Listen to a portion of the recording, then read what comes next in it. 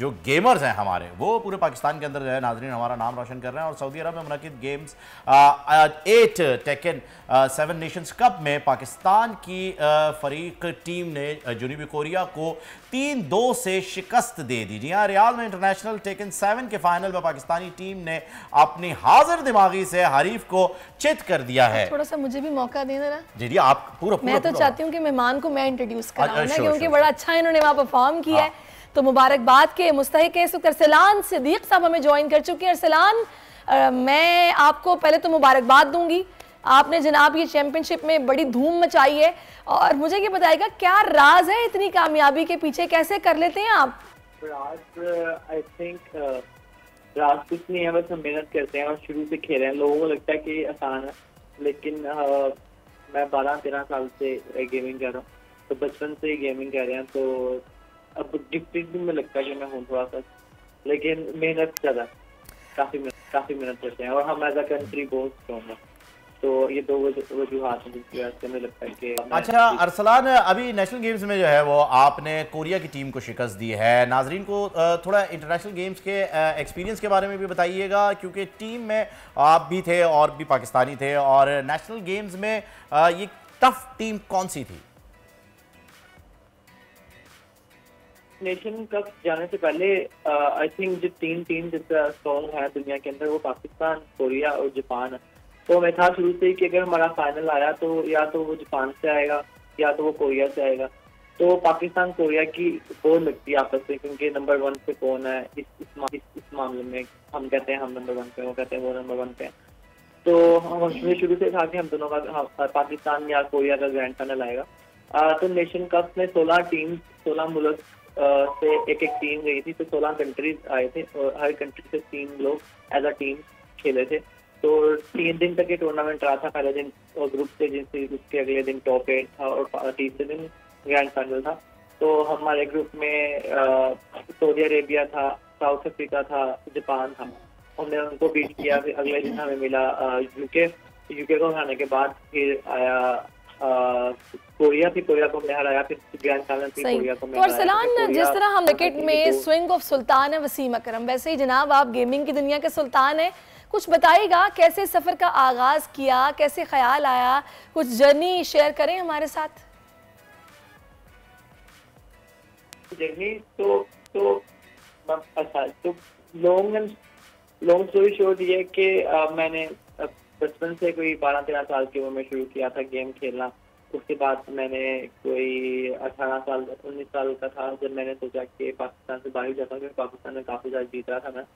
तो फिर मैं रिस्क लिया, पहले दफ़ा मलेशिया गया, वहाँ से मैं हार गया था। लेकिन उसके बाद फिर मुझे कंपनी ने स्पॉन्सर कर दिया था। तो उसके बाद फिर मैं जापान और दूसरे मुल्कों में जाके जीतना शुरू कर दिया। इस तरह ही मुझे इंटरनेशनल एक्सपीरियंस मिलता गया आहिस्ता आहिस्ता। और बहुत सी मुश्किलात भी हैं कि पाकिस्तान में रहना आसान नहीं है, और ऊपर से पासपोर्ट पाकिस्तान का दुनिया के सबसे मतलब वर्स्ट पासपोर्ट है। तो उस पर ट्रैवल करना भी एक चैलेंज था मेरे लिए। तो काफ़ी मुश्किलात आई थी सफ़र के अंदर भी, ट्रैवलिंग के अंदर भी, और खेल और वसाइल भी नहीं है पाकिस्तान के जैसे इंटरनेशनल लोगों के पास, कोरिया, जापान और यूएसए के पास। लेकिन फिर किस तरह की सुविधा हम करके जीत पा गया और पाकिस्तान को स्पोर्ट कार्ड मिलती गई। तो फिर मजीद अपॉर्चुनिटीज पाकिस्तान के अंदर आती रही और आज हमने नेशन कप जीता है। पाकिस्तान इज नंबर 1 रीजन अभी है दुनिया के अंदर। तो ये जर्नी बहुत अच्छा। नॉर्मली जब बच्चे गेम्स खेलते हैं तो वालदैन उन्हें बहुत रोकते हैं। भाई वालदैन को लगता है कि ये बड़ी कोई गड़बड़ वाली चीज़ हो रही है, गेम छोड़ो, पढ़ाई करो, गेम्स के अंदर क्या रखा है, कोई मुस्तकबिल नहीं है। आपके साथ बचपन में वालदैन का रवैया कैसा रहा? मतलब वो मामला सही था या वो भी आपको रोकते थे कि भाई गेम नहीं खेलनी है? नहीं, बिल्कुल भी नहीं, क्योंकि वो वालदैन भी आई थिंक सही थे कहीं ना कहीं। क्योंकि जब एक चीज़ हो ही नहीं होती तो लोग उसको एक्सेप्टेंस नहीं होती उस चीज़ की। जिस तरह की अभी लोगों को लगता है, और ऐसा है भी कि जो सक्सेसफुल आप कभी बनोगे जब आप डॉक्टर, इंजीनियर या फिर कोई IT की फील्ड में जाओगे। आज के ज़माने में तो IT बहुत आगे चली गई। तो अब जबकि मुझे भी रोका करते थे मेरे वालिदैन, वो तो भले के लिए रोकते थे कि गेमें खेल लेते तो आप खराब हो गए, तो वो भी ठीक है अपनी जगह। लेकिन अब क्योंकि काफ़ी अवेयरनेस आ गई है, अब क्योंकि gaming is a billion dollar industry.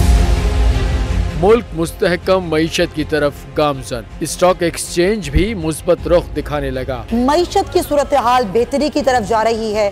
हम IMF के कर्जा मिलने के बाद इस सूरत हाल को बेहतर मजीद कैसे कर सकते हैं? कर्ज बहाली के रोशन इम्कान। बोल ने निभाई अपनी सहाफती जिम्मेदारियां। महंगाई से परेशान आवाम के लिए उठाई आवाज। रिपोर्टर और इक़्तिसादी माहिरीन के सबसे बड़े पैनल के साथ बोल की मिशन मईशत की सबसे बड़ी ट्रांसमिशन 63% आवाम ने देखी अपनी स्क्रीन पर। अगर 21वीं सदी की हम इंडस्ट्री की कोई बात करें तो उसमें फिर इंफॉर्मेशन टेक्नोलॉजी जो है वो टॉप पर आती है। अपनी रवायात को बरकरार रखते हुए बोल अवामी मसाइल को उजागर करने में सबसे आगे। देखिए बोल की अगली ट्रांसमिशन में मोबाइल लोन ऐप का बड़ा स्कैम कैसे हुआ बेनकाब। साइबर क्राइम सर्कल रावलपिंडी की मुख्तलिफ इलाकों में कार्रवाइयां। ब्लैकमेलिंग में मुलविस ऑनलाइन लोन ऐप्स के 9 मुल्जिमान गिरफ्तार कर लिए गए हैं। अगर इस स्कैंडल से मुताल्लिक आपके पास हैं हकाइक तो बनिए बोल इन्वेस्टिगेशन का हिस्सा। आपकी शनाख्त और तमाम तर मालूमात खुफिया रखी जाएंगी, तो बस हमें ईमेल करें या व्हाट्सएप करें 0337 0310 377। सब्सक्राइब करें और बेल दबाएं ताकि कोई खबर रह न जाए।